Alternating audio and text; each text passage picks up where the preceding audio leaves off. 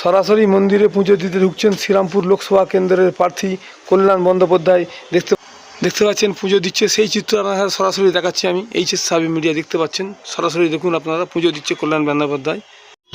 কল্যাণদা, এবারে মোটামুটি কত ভোটে জিতবেন আপনি? কতটা আশাবাদী আপনার? জিতবো খুব ভালো ভোটে। আমি তো আগেই বারবার বলেছি, একই কথা আপনারা প্রতিদিন প্রশ্ন করেন, আবার একই কথা আমাকে প্রতিদিন উত্তর দিতে হবে।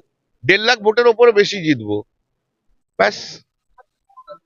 না, তারা প্রতিদ্বন্দ্বিতা করছে, আমি কাউকে বড় ছোট করতে যাই না।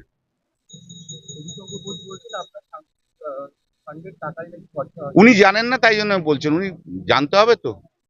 উনি জানেন না তাই জন্য বলে বেড়াচ্ছে। আমি হচ্ছি ওয়েস্ট বেঙ্গলের 1 নম্বর এমপি, যে ইন্টারেস্ট সহ নিজের ফান্ড, তারপর হচ্ছে অন্যান্য এমপিরা খরচা করতে পারে না তাদের ফান্ড, এই যে টাকাগুলো তার সঙ্গে যে ইন্টারেস্ট, সেই ইন্টারেস্ট সহ 3 বছরে 18 crores পেয়েছি। 2 বছর তো পাইনি, 18 crores পেয়েছি। 18 crores খরচা করে, শুধু খরচা না, তার 90% খরচা মানে কাজ হয়ে গেছে। একজন একজন করে বলো। আর তো আপনি শুধু না, আর কে আছে? আর কারো আছে? আপনি কোশ্চেন করবেন, আপনি কোশ্চেন করবেন। হয়ে গেছে আপনাদের কোশ্চেন, আপনার কোশ্চেন হয়ে গেছে, বলো কাজে। আমি কাউকেই দেখছি না। ওই 2 আর 3-এর লড়াই, আর 2 আর 3 লড়াই করুক। আবার একবারে শেষ করুন প্লিজ। ওই জন্য বললাম, আপনি আর কোনো এরকম ইয়ে করে কোশ্চেন আপনাকে আগেই জিজ্ঞেস করলাম, বলুন।